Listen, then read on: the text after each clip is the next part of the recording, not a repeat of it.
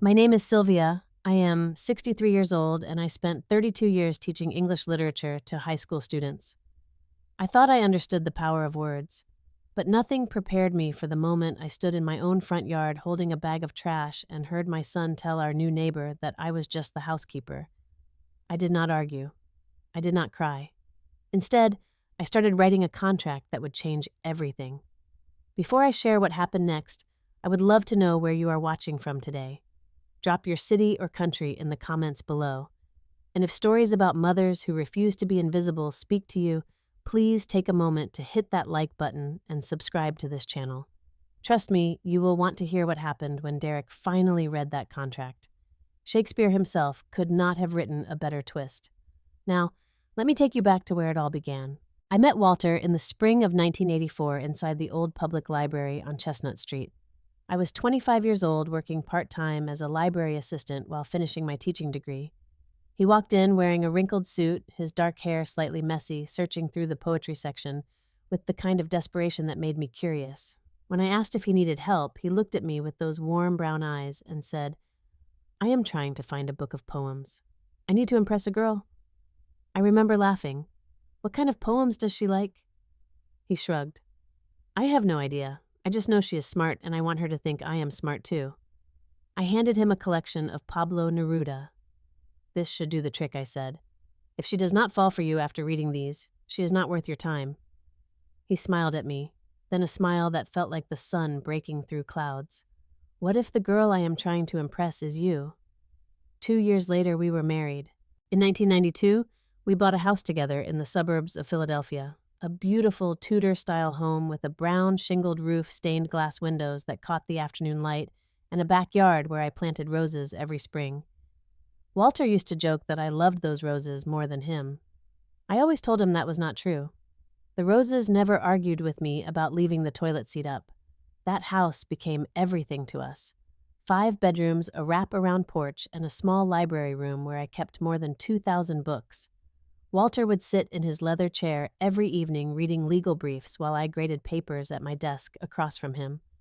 We did not need to talk. Just being in the same room was enough. Walter worked as a lawyer specializing in estate planning. He was meticulous, careful, always thinking 3 steps ahead. I used to tease him that he planned for death more than he planned for vacations.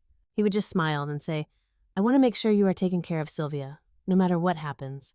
We bought that house for $280,000. By the time this story takes place, it was worth nearly $1.8 million. Location, Walter always said. Location is everything. But to me, it was never about the money. It was about the memories. The Christmas mornings with wrapping paper scattered across the living room floor. The summer barbecues where Walter burned the hamburgers and blamed the grill. The quiet Sunday afternoons when the only sound was the turning of pages. That house was my heart made physical. Every wall held a memory. Every room told a story.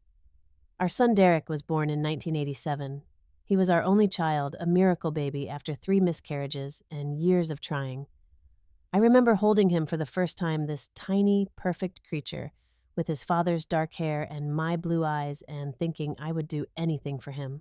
Anything at all. I read to Derek every single night from the time he was an infant. We started with Dr. Seuss, and Eric Carle graduated to Roald Dahl and C.S. Lewis, and by the time he was 12, we were reading Shakespeare together.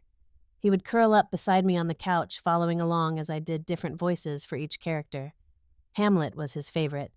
"To be or not to be," he would say in his serious little voice, practicing the soliloquy for his 7th grade English class. Derek was a shy child, quiet.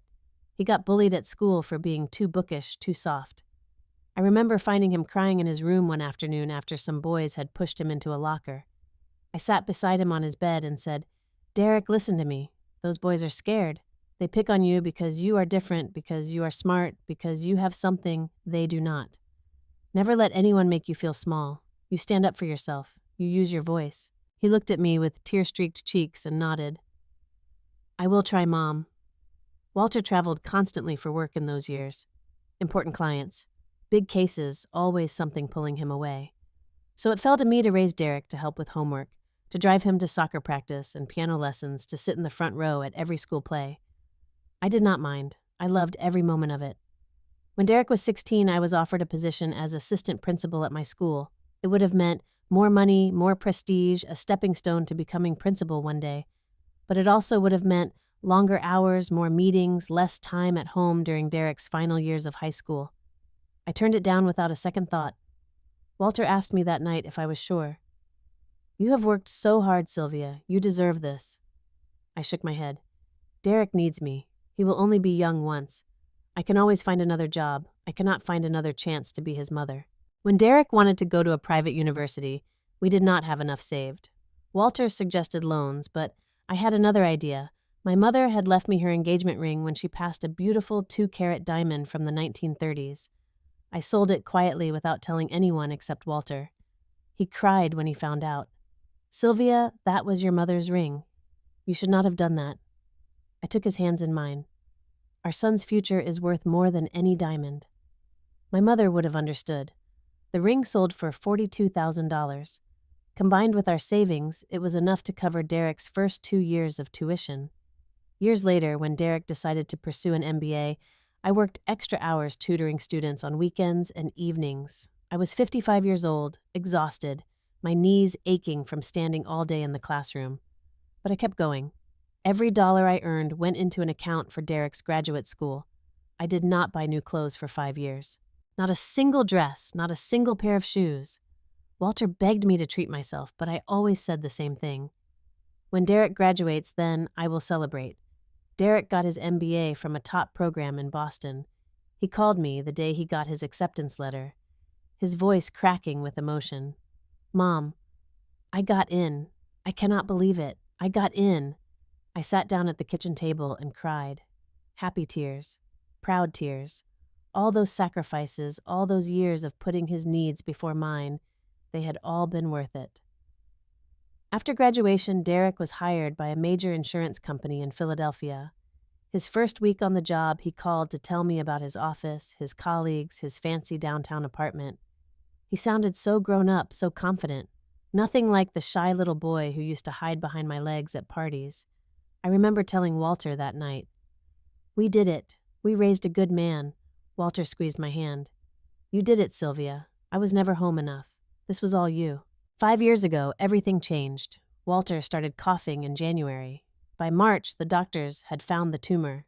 Stage 4 lung cancer. 6 months to live, they said, maybe less. I refused to put him in a hospice.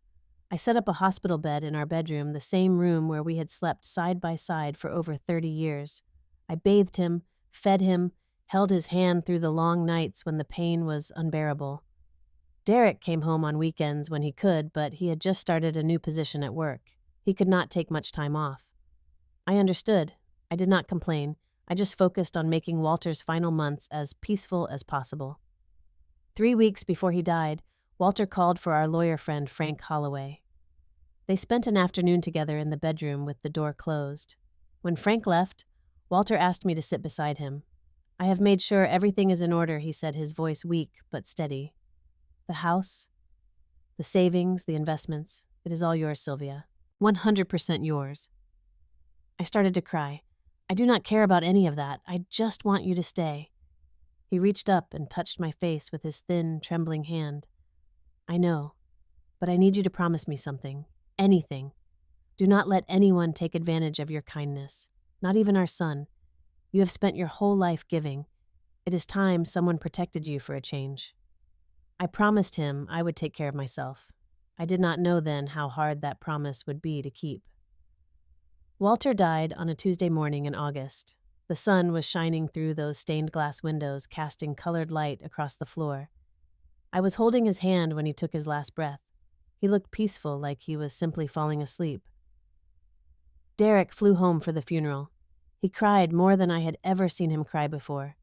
At the reception afterwards, he hugged me tight and whispered, "I will take care of you, Mom. I promise." Dad would want me to. I believed him. A week later, Frank read Walter's will to us in the living room. Everything went to me just as Walter had said. The house, the savings, the investment portfolio. Derek received a small inheritance of $50,000 directly, but the rest was mine to manage and distribute as I saw fit. I watched Derek's face as Frank read the details. Something flickered in his eyes, something I could not quite identify. Surprise. Disappointment. It was gone before I could be sure. I told myself I was imagining things. Derek loved me. He would never be upset about money. But looking back, I wonder if that was the moment things started to change. The moment he began to see me not as his mother, but as an obstacle between him and what he thought he deserved. Derek met Priscilla at a company event 3 years after Walter passed. He called me one evening more excited than I had heard him in years. "Mom, I have met someone. She is amazing. Beautiful, smart, ambitious. I think she might be the one." I was happy for him. I truly was. After everything he had been through with his father's death, he deserved some joy in his life. The first time I met Priscilla was at a restaurant downtown. Derek had made reservations at one of those trendy places with small portions and big prices. I wore my best dress, the navy blue one Walter had always loved. Priscilla arrived 20 minutes late. She breezed in wearing designer clothes, her hair dyed platinum blonde, her nails long and painted bright red. She kissed Derek on the cheek and slid into the booth beside him without acknowledging me. So she said, finally glancing in my direction, "You must be the mother." I smiled. "And you must be Priscilla. Derek has told me so much about you." She waved her hand dismissively. "I hope not too much. A girl needs some mystery." For the next hour, Priscilla talked almost exclusively about herself. Her job in marketing, which she described as her platform for building a personal brand. Her plans to become an influencer. Her opinions on fashion food travel. She used words like aesthetic and curated and vibe more times than I could count. Not once did she ask about me. Not my career, not my life with Walter, not my interests. When I tried to share stories about Derek as a child, she would glance at her phone or change the subject. On the drive home that night, I felt uneasy. There was something about Priscilla that did not sit right with me. A coldness beneath the charm. A calculation behind every smile. But Derek was happy. That was what mattered, I told myself. He was a grown man. He could make his own choices. 6 months later, they were engaged. Priscilla wanted a lavish wedding at the most expensive country club in the area. 150 guests, a live band, imported flowers, a custom designer gown. The estimated cost was $80,000. Derek called me 2 weeks after the engagement. "Mom, I need to ask you something. It is about the wedding. I already knew what was coming. How much do you need?" He hesitated. 40,000. I would not ask if it was not important. Priscilla has her heart set on this venue, and I want to give her the wedding of her dreams. I thought about the engagement ring I had sold all those years ago, the 5 years without new clothes, the extra tutoring sessions that left me exhausted. "I will transfer the money tomorrow," I said. Derek exhaled with relief. "Thank you, Mom. I will pay you back, I promise." We both knew he never would. The wedding was beautiful, I suppose. Priscilla got everything she wanted. White roses everywhere, a 7-tier cake, a string quartet during the ceremony. She walked down the aisle looking like a magazine cover come to life. I sat at a table in the corner with some distant relatives I barely knew. When it came time for the speeches, Priscilla's mother spoke for 15 minutes about her wonderful daughter. Derek's best man told embarrassing stories from college. No one asked me to speak. When the photographer gathered everyone for family photos, Priscilla pulled Derek aside. I watched her whisper something in his ear. He nodded, then walked over to me. "Mom, Priscilla thinks the family photos should just be the immediate wedding party. You know, to keep things streamlined." I understood what she meant. She did not want me in the pictures. "Of course," I said, forcing a smile. "That makes sense." I spent the rest of the reception watching my son dance with his new wife, wondering when exactly I had become someone who could be streamlined out of my own family.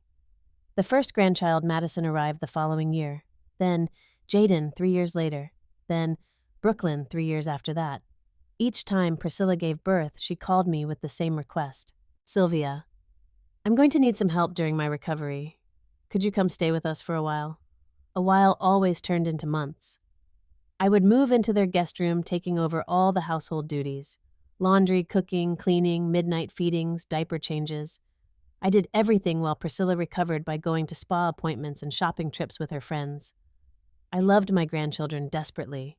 Madison, with her serious eyes and love of books. Jaden with his endless energy and loud laughter, Brooklyn with her chubby cheeks and sweet disposition. For them, I would have done anything. But I started to notice a pattern. Priscilla only called when she needed something. A babysitter for date night. Someone to watch the kids during her girls' weekends. A cook for her dinner parties, though I was never invited to stay for the meal. I mentioned my concerns to Derek once.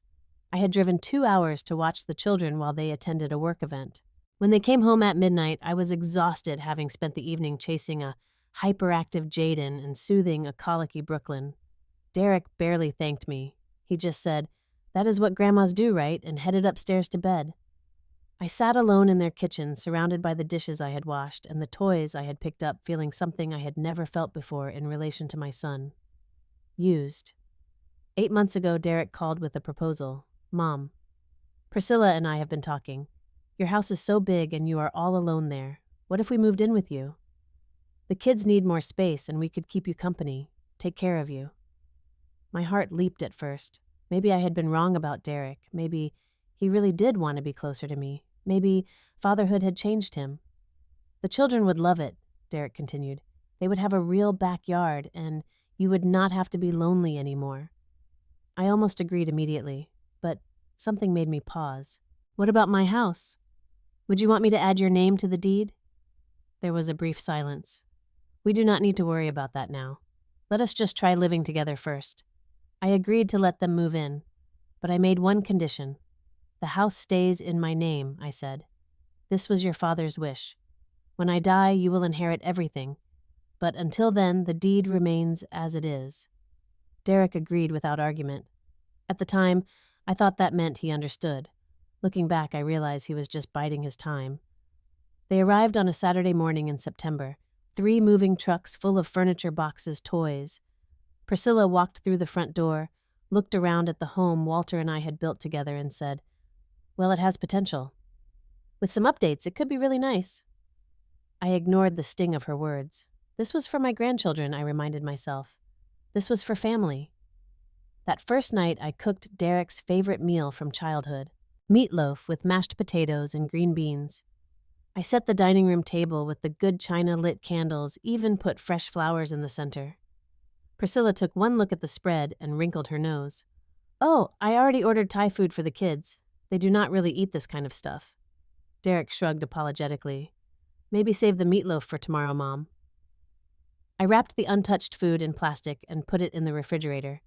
Later that night, I ate it alone at the kitchen counter, wondering if I had made a terrible mistake. The changes started small. First, Priscilla rearranged the furniture in the living room. She said the feng shui was all wrong, that the energy flow was blocked by the way I had positioned the couch. Then she replaced the curtains. "The old ones are so dated," she explained, not bothering to ask if I wanted to keep them. "These are much more modern." Those curtains had been a gift from Walter for our 20th anniversary. He had driven to 3 different stores to find the exact shade of sage green I wanted. Now, they were stuffed in a trash bag, headed for the donation center. I did not say anything.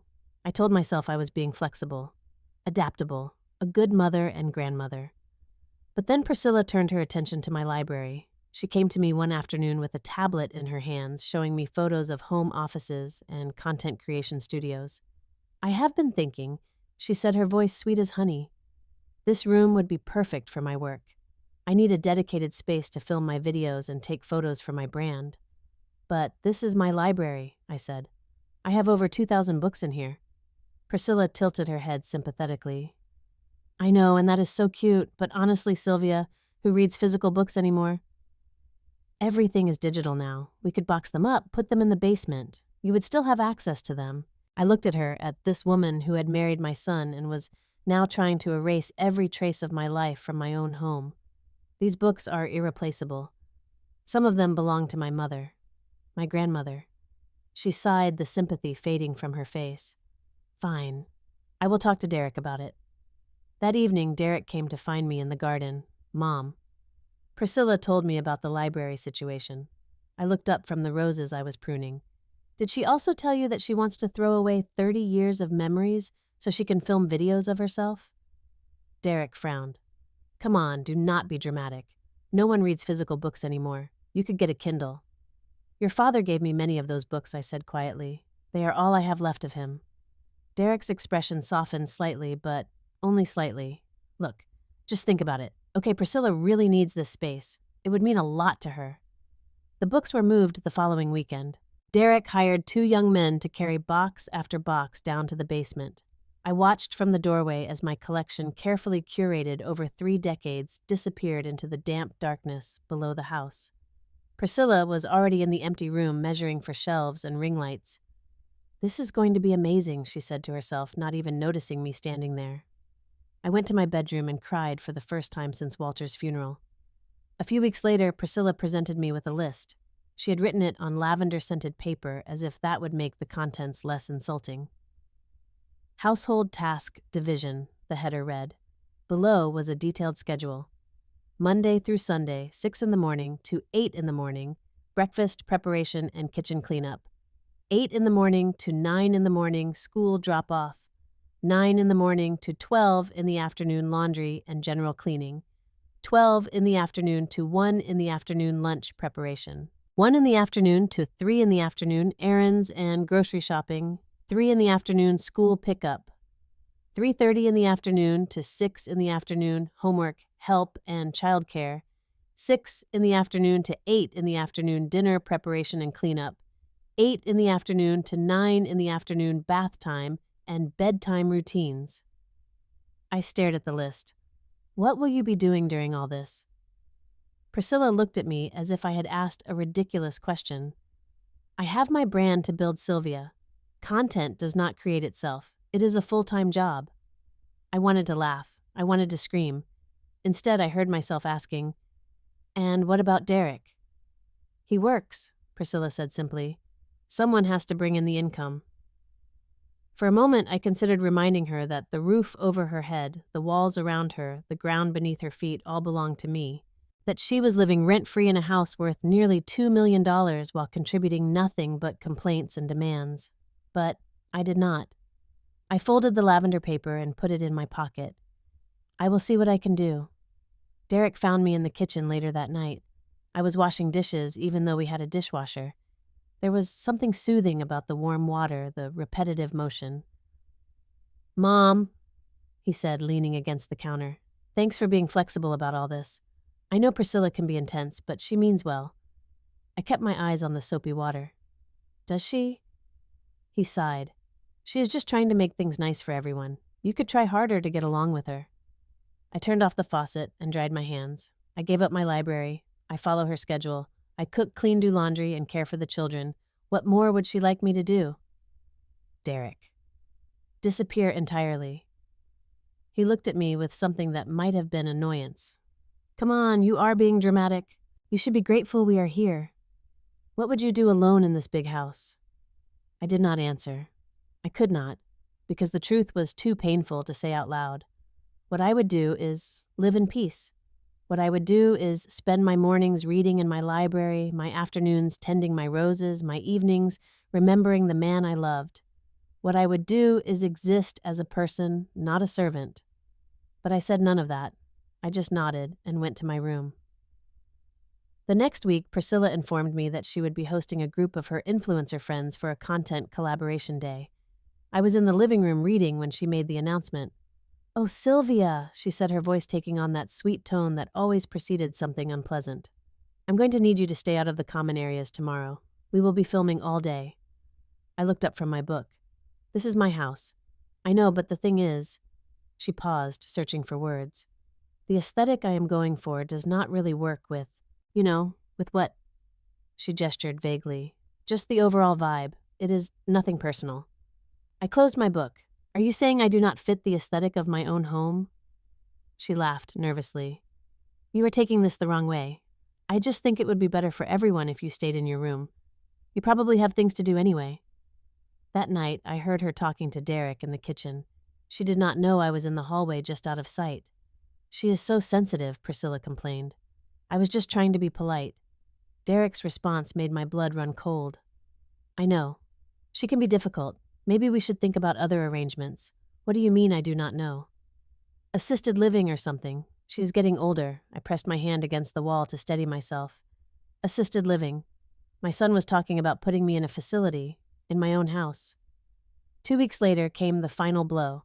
Priscilla announced that they needed the master bedroom. It faces south, she explained. The natural light is perfect for my morning skincare content. That bedroom had been mine and Walter's for over 30 years. It was where we had laughed and loved and dreamed together. It was where I had held his hand as he took his last breath. I cannot move out of that room, I said. It means too much to me. Derek intervened. Mom, it is just a room.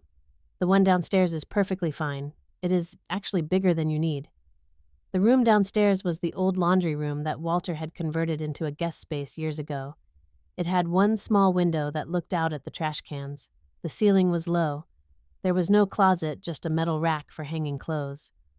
Your father died in that bedroom, I said quietly.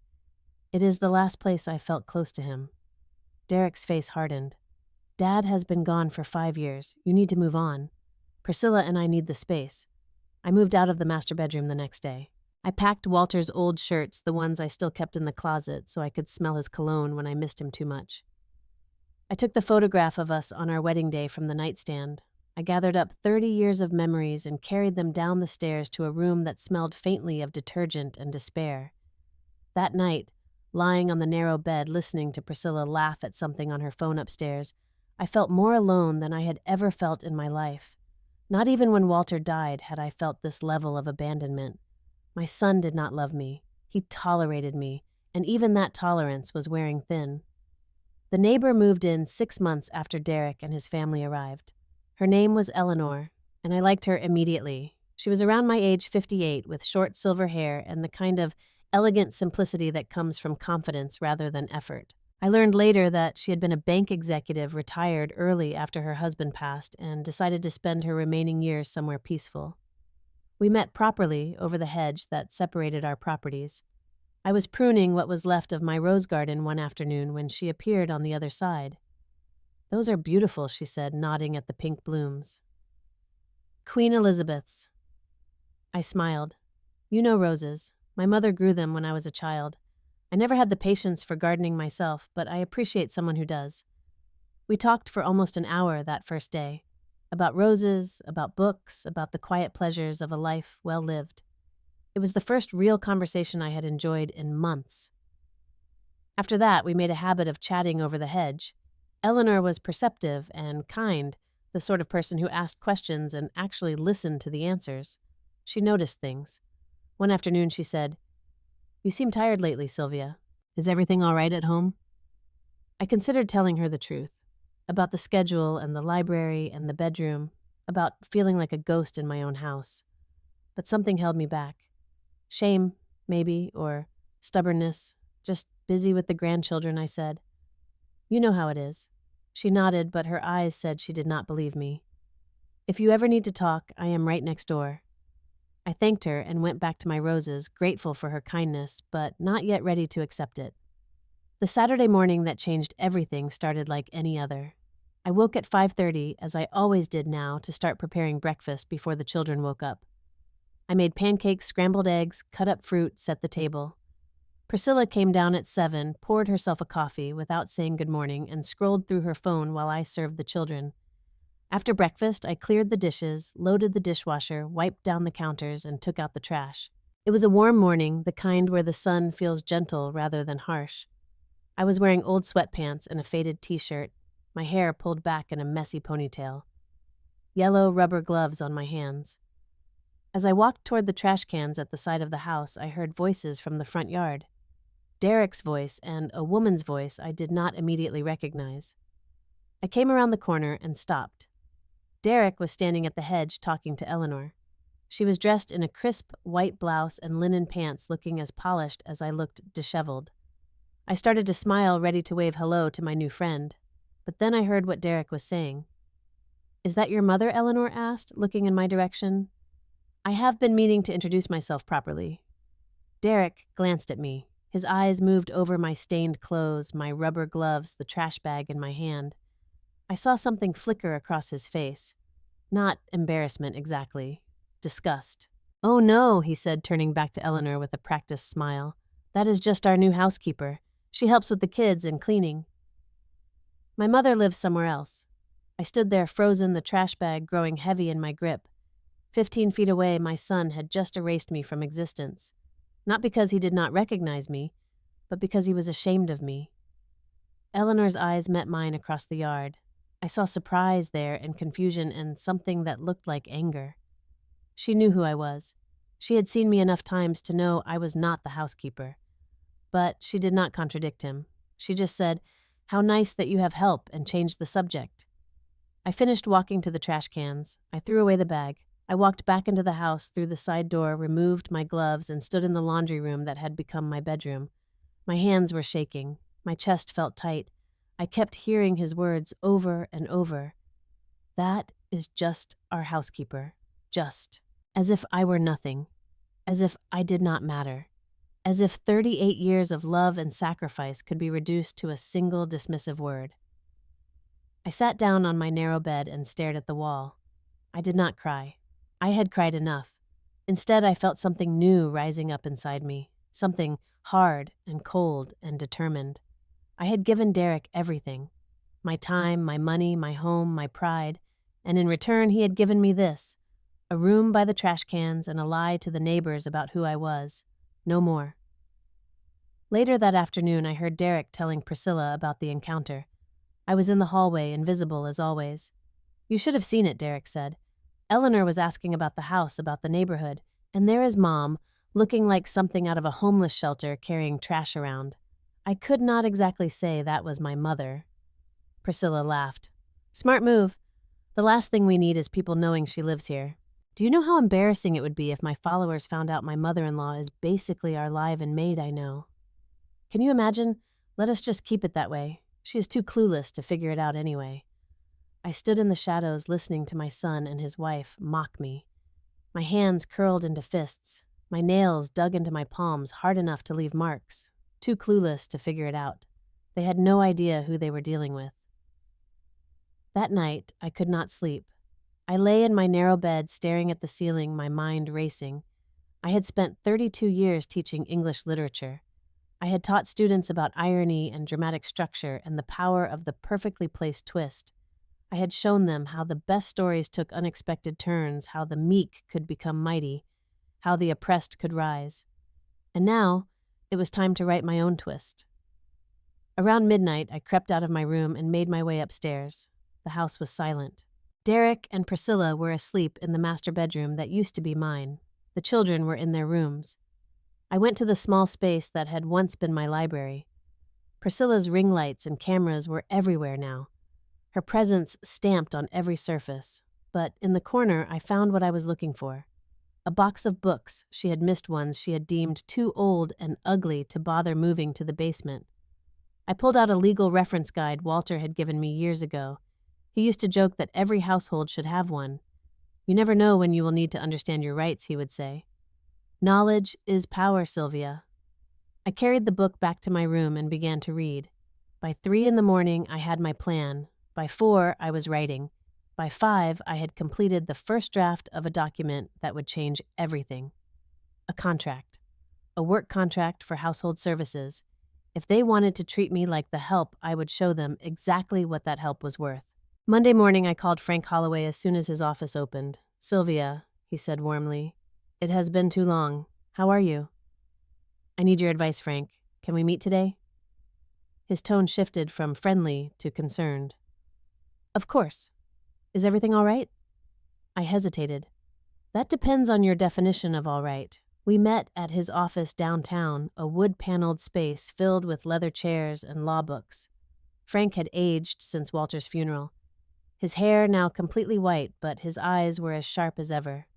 I told him everything. About Derek and Priscilla moving in, about the library and the bedroom and the endless household tasks, about being introduced to Eleanor as the housekeeper. When I finished, Frank was silent for a long moment. Then he said, "Walter would be devastated." "I know, and the house. It is still entirely in your name." I nodded. 100%. Derek has no legal claim to it whatsoever. Frank leaned back in his chair. "Then, Sylvia, you can ask them to leave at any time. They are essentially guests in your home. Guests who have overstayed their welcome. I already know that, I said, but I want to do more than just kick them out. I want Derek to understand the full weight of what he has done. I pulled out my draft contract and handed it to him. Frank read through it slowly, his eyebrows rising higher with each page. "This is quite thorough," he said when he finished. "Where did you get these rates?" I did my research. Professional housekeeping services in this area charge between $25 and $35 per hour. Nannies and childcare providers charge even more. I calculated everything conservatively. Frank nodded. "The rent figure for them using your house is actually below market rate. You could charge more." "I want it to be fair," I said. "Undeniably, documentably fair. I do not want Derek to be able to claim I exaggerated." And this total, Frank pointed at the bottom of the last page. $187,000. 8 months of full-time domestic services plus room and board for a family of 5, I confirmed. That is what it would cost if they had hired professionals instead of exploiting me. Frank set down the papers and looked at me with something like admiration. "Sylvia, I have known you for almost 40 years. I have never seen this side of you." I straightened my shoulders. "I spent my whole life giving. It is time someone took." He smiled. Walter would be proud. I made a few final adjustments to the contract based on Frank's suggestions, then had him notarize it for good measure. It was not legally binding in the traditional sense. Derek had never signed anything agreeing to pay me for my services. But that was not the point. The point was to hold up a mirror, to show Derek in black and white exactly what his mother was worth, exactly what he had been taking for granted. I left Frank's office feeling lighter than I had in months. The next day, I invited Eleanor for tea at a cafe in town.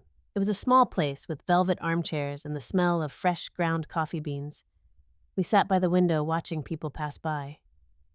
"I need to tell you something," I said, "about what Derek said the other day."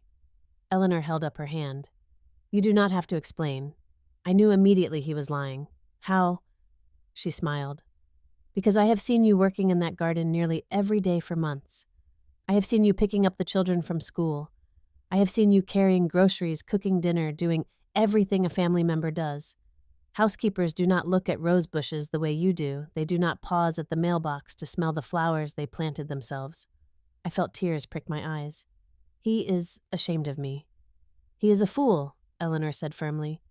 "And if I may speak frankly, he does not deserve you." I told her about my plan, about the contract, about what I intended to do. She listened without interrupting her expression, growing more approving with each detail. When I finished, she reached across the table and squeezed my hand. "Do not back down. You have every right to do this. More than a right, a responsibility. A responsibility to yourself," she said. "To the woman you were before you let them diminish you. And to every other mother out there who is being taken for granted by children who have forgotten the meaning of gratitude." Her words stayed with me the whole drive home. The next few days were spent preparing. I went through my belongings and quietly packed the most important items. Photographs of Walter letters he had written me over the years, jewelry my mother had left me, first editions of books that could never be replaced. I rented a small storage unit on the other side of town and moved everything there in stages, always, when Derek and Priscilla were at work or distracted. I contacted a real estate agent to get an accurate estimate of rental rates in the neighborhood. The figure he gave me was higher than what I had put in the contract. I kept my lower number anyway. I wanted to be beyond reproach. I also found an apartment, a one-bedroom unit in a quiet building near Eleanor's neighborhood with large windows and a small balcony where I could grow herbs. I put down a deposit using money from my personal savings money Derek did not know I had kept separate. One evening, I called my sister Nancy in Connecticut. We had always been close, but I had been too ashamed to tell her what was happening. That night, I told her everything. Nancy's reaction was volcanic. "I will drive down there right now," she said. "I will tell that boy exactly what I think of him. I changed his diapers when you were sick after the delivery. I taught him to ride a bicycle, and this is how he repays you." I talked her down from immediate intervention. "I have a plan," I said. "I just need you to know about it in case something goes wrong. What could go wrong, I do not know. But Derek is not the boy we raised anymore. I am not sure what he is capable of." Nancy was quiet for a moment. "Dad would have handled this differently," she finally said. He would have thrown Derek out the minute he disrespected you. I smiled sadly. Dad was a soldier. He believed in direct action. And you are a teacher, Nancy said. You believe in lessons. I hope this one sticks. So do I. The night before I planned to reveal the contract, I could not sleep. I wandered through the house in the dark, touching walls, door frames, furniture, saying goodbye to 35 years of memories. In what used to be my library, I found one of Priscilla's ring lights left on. It cast a harsh, artificial glow over the empty shelves where my books used to live. I turned it off and stood in the darkness. Tomorrow, everything would change, for better or worse. Friday arrived with perfect clarity, as if the universe itself understood the significance of the day. I woke at 5 as usual, but instead of immediately starting breakfast, I sat on my narrow bed and reviewed my plan one final time. The contract was in an envelope in my dresser drawer. My important belongings were safe in storage.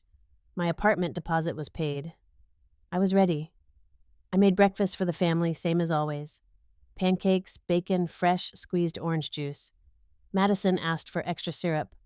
Jaden wanted his pancakes shaped like dinosaurs. Brooklyn needed help cutting her food into small pieces. I served them all with a smile, knowing it would be one of the last times. Derek and Priscilla barely acknowledged me. She was scrolling through her phone, complaining about her engagement rates dropping. He was reviewing something on his laptop, probably work emails. Neither of them looked up when I placed plates in front of them. "Thank you," Madison said. She was the only one who ever thanked me anymore. "You are very welcome, sweetheart." After the children left for school and Derek and Priscilla left for their respective activities, I spent the day preparing. Not physically, I had already done that, but mentally and emotionally fortifying myself for what was to come. Around 4, I picked up the children from school. We stopped for ice cream on the way home, something I rarely did without permission. "Is this a special occasion?" Grandma Madison asked, licking her strawberry cone. I smiled at her. "Yes, baby, it is." The afternoon passed slowly. I helped Jaden with his math homework. I played dolls with Brooklyn. I braided Madison's hair while she told me about the boy in her class who kept pulling her ponytail. These children, I thought. These innocent children who had nothing to do with their parents' cruelty. I would miss them terribly. Derek came home around 6 earlier than usual. He was carrying bags from an Italian restaurant, the expensive one downtown. "I brought dinner," he announced, setting the bags on the kitchen counter. "Priscilla said she did not feel like cooking tonight." "You mean she did not feel like having me cook tonight," I thought, but I said nothing. Priscilla came down a few minutes later, dressed in what she called athleisure, but what looked like very expensive sweatpants. "Perfect timing," she said, reaching into the bags. "I am starving." The children were sent upstairs after dinner. Priscilla wanted to watch a movie, something with violence that was not appropriate for young eyes. I was not invited to join them, but I was expected to clean up the dinner mess. I washed the dishes slowly, dried them carefully, put everything away in its proper place. Then I removed my apron, hung it on its hook, and walked into the living room. "Derek," I said, "I have something for you." He looked up from his phone with obvious irritation. "Can it wait?" "We are about to start the movie." "No, it cannot wait." Something in my tone made him pause. Priscilla muted the television, her eyes narrowing with suspicion. I handed him the envelope. "What is this?" he asked. "Open it." He tore the envelope and pulled out the papers inside. I watched his face as he read the title. "Professional Domestic Services Agreement," he read aloud. He looked up at me. "Is this some kind of joke?" "Keep reading." His eyes moved down the page. "Hourly rates for housekeeping services. $28 per hour. Hourly rates for childcare. $35 per hour. Hourly rates for tutoring and homework assistance. $45 per hour." His face was changing color now. Pale at first, then flushing red. "What the hell is this?" "That is a detailed accounting of the services I have provided over the past 8 months, I said calmly. "Cleaning, cooking, childcare, laundry, errands, homework, help, all the things a housekeeper would do. Because that is what I am, right?" "Just the housekeeper." He opened his mouth to speak, but I continued. "I also included rent. Market rate for a family of 5 to occupy a home this size in this neighborhood is approximately $4,000 per month. I gave you a discount." Family rate. Priscilla grabbed the papers from Derek's hands. She flipped to the last page where the total was displayed in bold type. $187,000. Her voice was a screech. You expect us to pay you $187,000? I expect nothing, I said. I am simply showing you what you have received for free, what you have taken from me while treating me like a servant in my own home. Derek stood up, the papers crumpling in his fist. This is insane. You are our mother. Mothers do not charge their children for help. And children do not tell neighbors their mother is the housekeeper, I replied. Children do not take their mother's bedroom. Children do not destroy their mother's library. Children do not make their mother feel like an unwanted guest in the home she built with her own hands. You are overreacting, Priscilla snapped. We did you a favor by moving in here. You should be grateful for the company. Grateful, I laughed, and there was no humor in it. For what? For being worked to exhaustion every day, for being hidden away when you have visitors, for being erased from my own family. Derek's face was twisted with anger now. You cannot do this. This is ridiculous. I can do whatever I want, I said. This is my house, my name on the deed. Your father made sure of that. The mention of Walter seemed to hit Derek like a physical blow.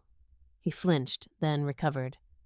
Dad would be ashamed of you, he said, using money against your own son. I took a step toward him. Do not you dare invoke your father's name. Your father spent his final weeks making sure I would be protected. He warned me about this. He said, do not let anyone take advantage of your kindness, not even our son. I did not believe him. I did not think you would ever hurt me. But he knew. He knew. Derek was silent. For the first time, he looked uncertain. I gave you everything, I continued. I sold my mother's ring to pay for your education. I worked extra jobs so you could get your MBA. I gave $40,000 for your wedding. I moved out of my own bedroom so your wife could film herself putting on moisturizer. And what do I get in return? You telling the neighbors? I am just the help. I did not mean it like that, Derek said weakly. Then, what did you mean I was embarrassed? Okay? You looked... He stopped, unable to finish. I looked like a mother who has been working all day for ungrateful children, I finished for him. I looked tired. I looked old. I looked like everything you are afraid of becoming. Priscilla stepped forward. This is ridiculous. We are not paying you anything. I smiled. I am not asking you to pay me. I am giving you 2 options. Derek's eyes narrowed. What options? Option 1. You sign this contract and acknowledge what you owe. We can work out a payment plan. Option 2. You pack your bags and leave my house by Monday. The silence that followed was deafening.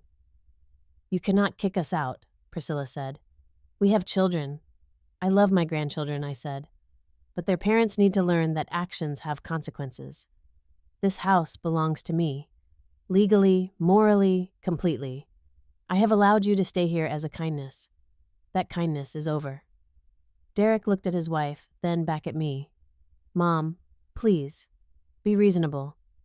I have been reasonable for 8 months, Derek. Reasonable got me a room next to the garbage cans and an introduction to the neighbors as hired help. I am done being reasonable. I turned and walked toward the hallway. We will fight this, Priscilla called after me. We will get a lawyer. I stopped and looked back at her. I already have one. Frank Holloway. Perhaps you remember him. He handled your father-in-law's estate. He knows exactly who owns this house and exactly what rights you do not have. I continued walking, leaving them standing in the living room, surrounded by the debris of their own arrogance. In my small room, I sat on the bed and listened to them argue. Priscilla's shrill voice blamed Derek for not being more careful. Derek's defensive tone insisted this was not his fault. They fought about money, about options, about who had made this situation worse. I looked at the photograph of Walter on my nightstand.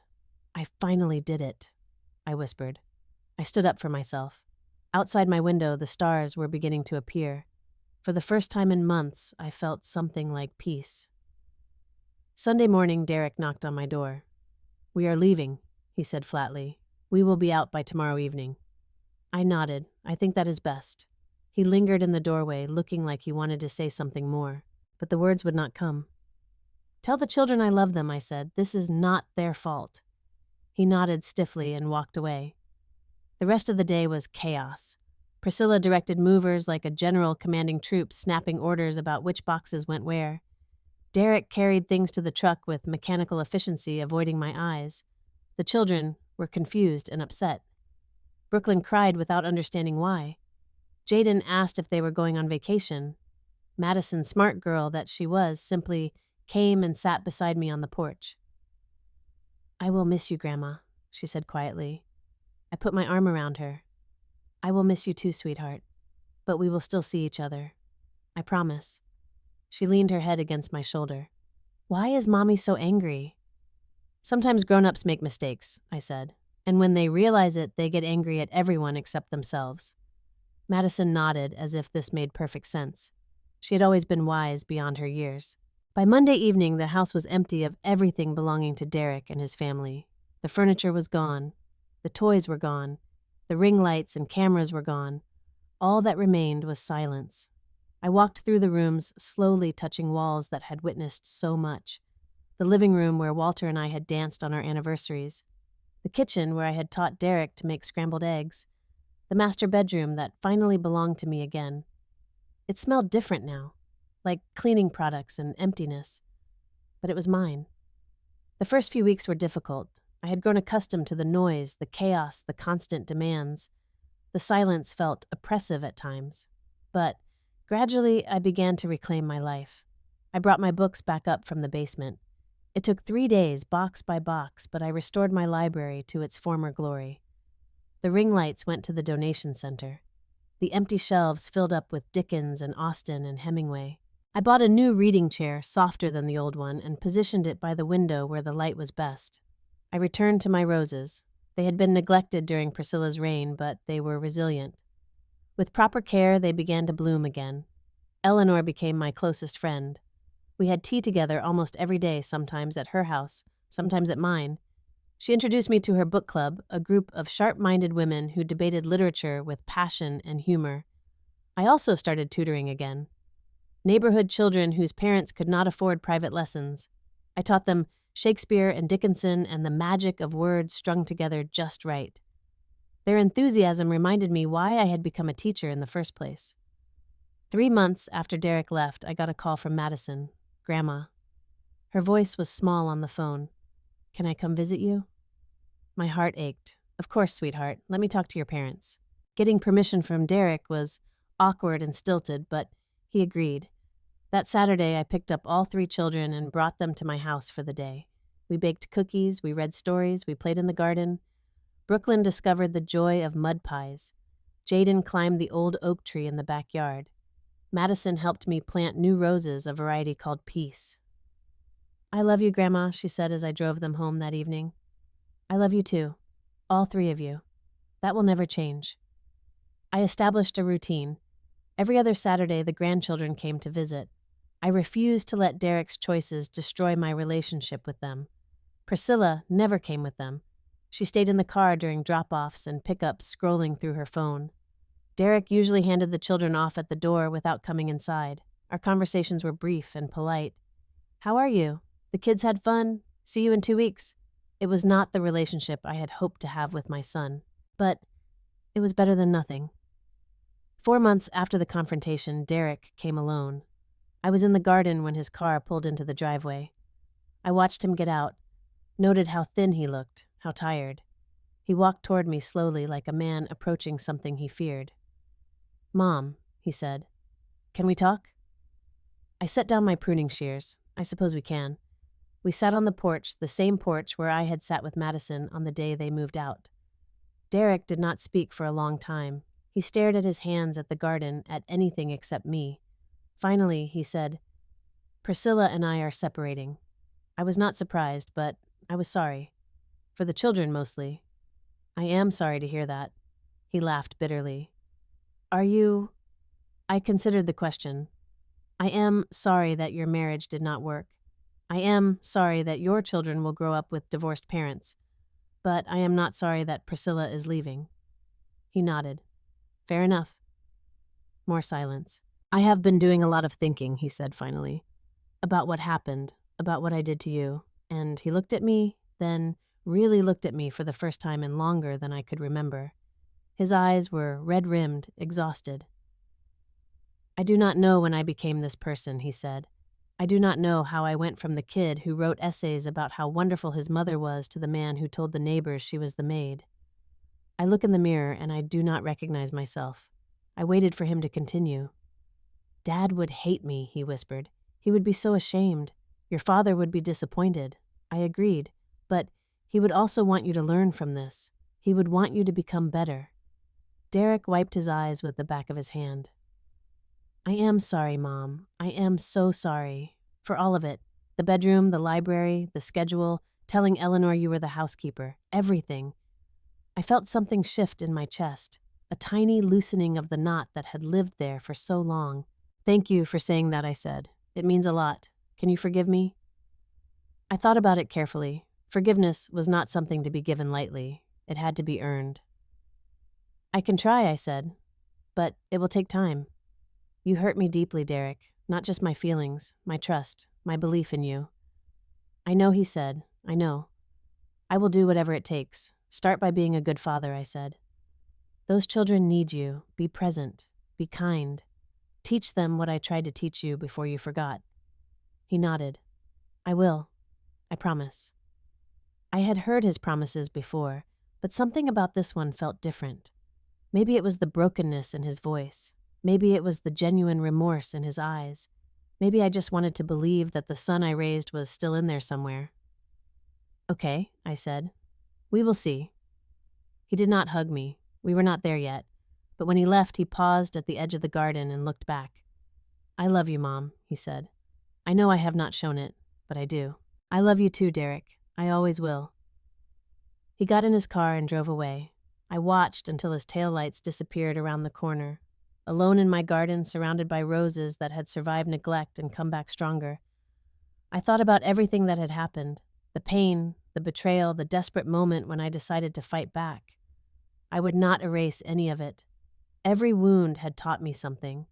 Every scar had made me wiser. I went inside and made myself a cup of tea, sat in my restored library surrounded by my beloved books, opened a worn copy of Shakespeare's The Tempest and read my favorite line aloud. "We are such stuff as dreams are made on," but I added my own ending. "And we are stronger than the nightmares that try to break us." 6 months have passed since that conversation with Derek. I am sitting on my balcony now watching the sunset over the Philadelphia skyline. The apartment I found after everything happened is small but perfect. 1 bedroom, lots of light, a tiny garden on the roof where I grow tomatoes and herbs. Yes, I sold the house eventually. It held too many memories, too much pain layered over the joy. Eleanor helped me find a buyer, a young couple expecting their first child. They plan to fill those rooms with new memories, new laughter. That feels right somehow. I used some of the money to travel. Paris, London, Rome. Places Walter and I always said we would visit, but never did. I saw the Eiffel Tower and thought of him. I walked along the Thames and imagined him beside me. I threw a coin in the Trevi fountain and wished for peace. The rest I put away. For the grandchildren, for their education, their futures. Derek does not know about this yet. I will tell him when the time is right. My relationship with Derek is healing slowly. We have dinner together once a month now, just the two of us. We talk about the children, about work, about nothing important. Occasionally we touch on deeper things. The past, the future, what we lost and what we might still save. He is trying. I can see it. Trying to be the man his father raised the son I believed in. Some days he succeeds, some days he falls short, but he keeps trying, and that is what matters. Priscilla moved back to California after the divorce. She took her influencer dreams and her platinum hair and started over somewhere sunny. The children stay with Derek most of the time now. He has become a different father since being on his own. More patient, more present, more like Walter in the ways that matter. Madison calls me every Sunday night. We are reading Pride and Prejudice together, a few chapters at a time. She tells me about school, about boys, about her dreams of becoming a writer. "You taught me to love words, Grandma," she said recently, "just like you taught Daddy." I cried after that phone call. Happy tears. Eleanor remains my closest friend. We joined a walking group together, middle-aged women who hike local trails and complain about our knees. We laugh a lot. I had forgotten how important laughter is.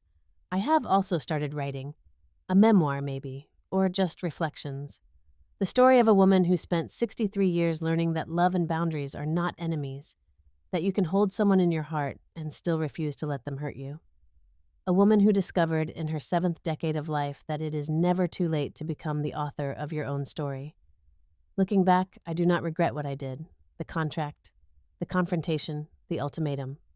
Some might say I was harsh, that a mother should always forgive, always sacrifice, always put her children first. But I learned something important in that cramped room next to the garbage cans, something Walter tried to tell me before he died.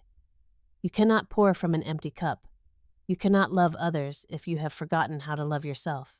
You cannot teach respect if you allow disrespect. The greatest gift I gave my son was not the money for his education or the $40,000 for his wedding. The greatest gift was showing him that his mother was a person with dignity, with worth, with limits. Maybe he needed to lose me to understand what he had. Maybe we all do sometimes. So here is what I want to leave you with if you have stayed with me through this long story. You are not a doormat for people to wipe their feet on. You are not a servant to be used and discarded. You are not an inconvenience to be hidden away when company comes. You are a person, with a history, with dreams, with value that cannot be measured in hours worked or meals cooked or diapers changed. If someone in your life is making you feel small, even someone you love with all your heart, you have the right to stand up. You have the right to say no more. You have the right to write your own contract and demand that the terms be fair. It will not be easy. It might hurt worse than anything you have ever experienced. But on the other side of that pain is freedom. On the other side is peace. On the other side is the life you deserve. I am 63 years old. I have been a wife, a mother, a teacher, a grandmother. I have been loved and betrayed, honored and humiliated, cherished and cast aside.